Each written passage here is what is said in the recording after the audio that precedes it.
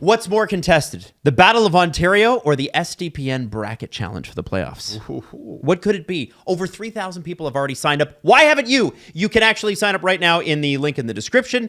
And I am curious to hear the outcomes that people give us for this series, because all we've been hearing all week, and rightfully so, is what are the Maple Leafs going to do about Brady Tkachuk? Yeah. Even the NHL Network was like, Brady. They don't have an answer for Brady. And you can understand why they feel that way. Brady Tkachuk will play his first NHL playoff game against the Toronto Maple Leafs, which I don't think he could have dreamed it up any better. Yeah. And you saw the intensity he brought to Four Nations. Could have ended the thing.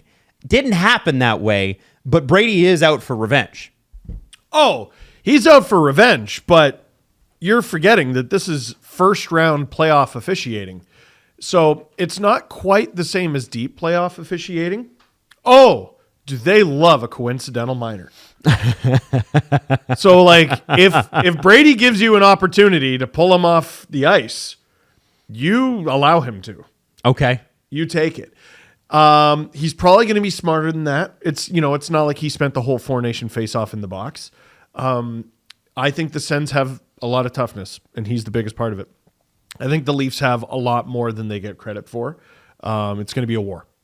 A war. Okay. Jesse, when you look at what the Ottawa Senators have done, and I want to start with Linus Ullmark, who was a Boston Bruin, and that's haunting our dreams as Toronto Maple Leafs fans. As soon as Linus Ullmark got healthy, this team got good, straight up. Yep. Like, this is always a talented team, but the goaltending position was an issue. Linus Ullmark has been sort of spectacular for them. There's no other way to describe it. How much of a factor is that for a Leafs team that sometimes gets bodies to the net, still sometimes forgets to do it?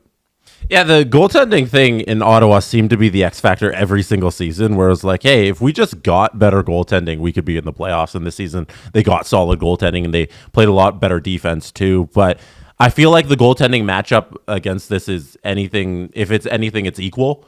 With Anthony Stolarz, and you got Joseph Woll too, but Stolarz is going to be the starter. And because he's played so well this season, led the league in save percentage if you cut it off by the amount of games that he started. So I feel like it's not a distinct edge that people are giving Ottawa, where they say, they got Ullmark because of all those years in Boston and everything. But like, Toronto has a very good goaltender at the other end. So like, I'm equal on the goaltender battle. I mean, if you give it to Ullmark, that's purely on like brand recognition.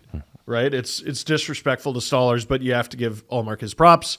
There should be a lack of shitty goals in this series. Yeah. It's going to be tight. You'd hope. Bodies to the net are going to be really, really important. For the Toronto Maple Leafs, there is, and it's unmistakable, and we've talked about it for years, the unmistakable feeling of weight, of heaviness, not because they can't, but because, for the most part, they haven't.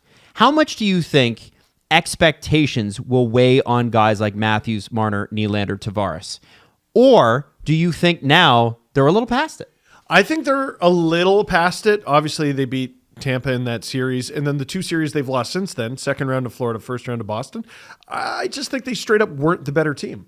They're better than Ottawa. They should beat them. If the Leafs lose to Ottawa, I think this will be akin to losing to Montreal in 2021. In fact, it's very similar on account of they won the division that year and should have won. And Montreal that year got some kid out of nowhere in the last 10 games of the year named Cole Caulfield. Yeah, and then didn't feel like playing him. Yeah, well. Like, just the weirdest, and the Leafs allowed that team to win. Anyway, I know. What I'm trying to say is you got a new coach, you got enough new guys in there. They play so differently. Any Leaf fan who watched them this year, I think part of the reason fans didn't give the Leafs the props they were due all year, because like they ended the season so hot. Part of the reason is they don't play sexy. They don't play fun like they used to. Like, Keefe games were fun, win or lose. And that made them not fun sometimes, but they were better entertainment value for the 2.5 hours that you were sitting down to watch them. It's different now. Jesse, because you talk to these guys, right? Like, you're in those scrums and that sort of thing. Do you feel a sense of confidence? Is there anything that can be gleaned from being face to face?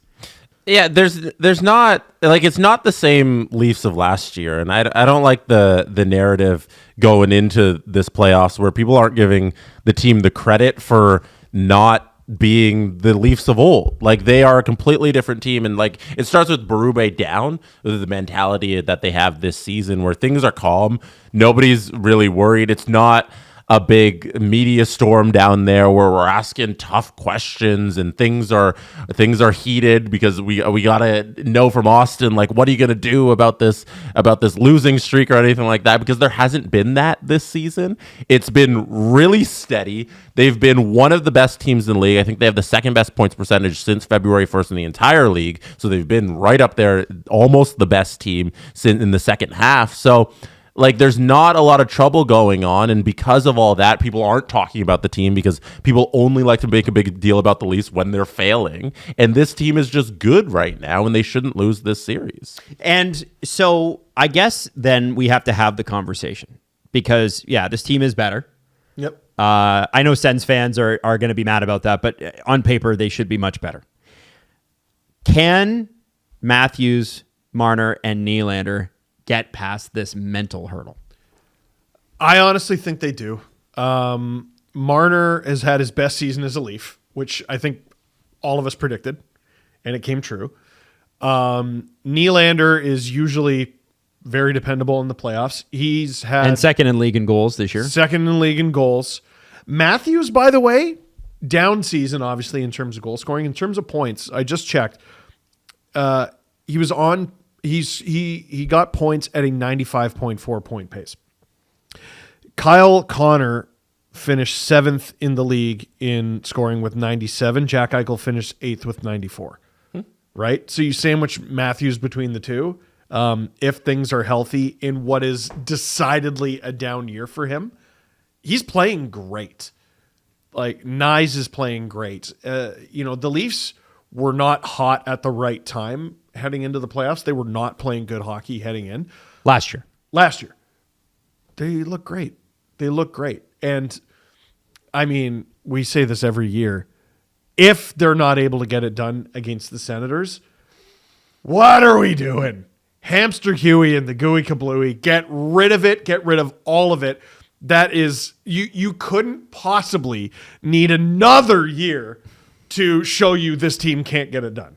I actually have. But you think they can. And that's the key. I do think they can. And for that reason, if they don't, all right, that's enough. Okay. So then I got to go. I got to know on defense. You talk about the system change, right? Yes. Obviously, we know that Matthew scored a little bit less. We know, the whole league scored a little bit less this year, to be frank. But the Leafs rebuilt their defense in the offseason, yes, right? And they added another key piece in Brandon Carlo during the regular season. You have 3 guys this year you did not have last year. Yes. In Carlo, in Tanev, and OEL. That's experience. Yep. That's brand. That's results. Look at Tanev being one of the best defensive defensemen this year. Jesse, what do you think that brings them on? Especially things like, so the power play has been really, really good for the Leafs since January 1st. And Not of late. Of late, it struggled a little bit. And the penalty kill has been mid. Do you think that special teams will be helped out in tighter games like this with guys like that on the back end? Yeah, this is the best Leafs core that they've had, I think, in this entire Matthews era, and it's not even close. D-core? Yeah, D-core. Yeah, not the core of the team as a whole, but that remains the same. That's the exact same. Like, that hasn't changed at all. But we've covered that. In terms of the 6 guys on defense, it's easily the best defense they've ever had, and like in these playoff games, like that's what's going to win you these tight games where you need that extra goal. It's them being able to stop the other team. So like, I'm so confident with the D going in. Special teams, like, they've struggled, and that can be a really big killer because oftentimes if things are really tight and the difference is the other team gets a power play and they're able to capitalize on that, like those are the things that are the margins of victory in the playoffs. So it concerns me that from April 1st onwards, they are 29th in the league in power play. They haven't had a ton of power play in this time. It's less than 10 games they've played since April 1st. It's only been 17 days, but that's not power play opportunities or percentage. Power play percentage. They're 29th in the league. Okay, not great. That's bad. Not great at all. There's a stretch where they were 1 for 15 in the last week or so. Not great. No, but they've had a good power play for the majority of the second half of the season, which is good. Yes. They can be streaky. Let's hope that the 5 power play unit can work against Ottawa and they get that going. There you go. All right. Prediction time. I wish I had a big bell, like a hell's bell. Yeah. Bang. Okay. Who wants to start? Who wants to start? Who wants to make the first prediction? Listen, it's going to be a great battle of Ontario. I think we deserve a 7-game series, but I don't want it. I want a 6-game Leafs win over the Sens. The Sens aren't pushovers. They're very, very good. They played the Leafs extremely well in the regular season, but I have the Leafs winning in 6. Jesse, do you want to go next or should I go next? I have Leafs in 5. Whoa! Wow! I love the confidence. 1 game difference. But it's so much. Huge. Oh, wow. I also have Leafs in 6. I think that the Ottawa Senators are not to be underestimated, and I don't think the Leafs are going to underestimate them. But a couple of losses is kind of regular in the first round. The first round's tough. You're the Leafs. It is illegal for you to underestimate anybody. Yeah, 100%. Illegal. So here's the deal.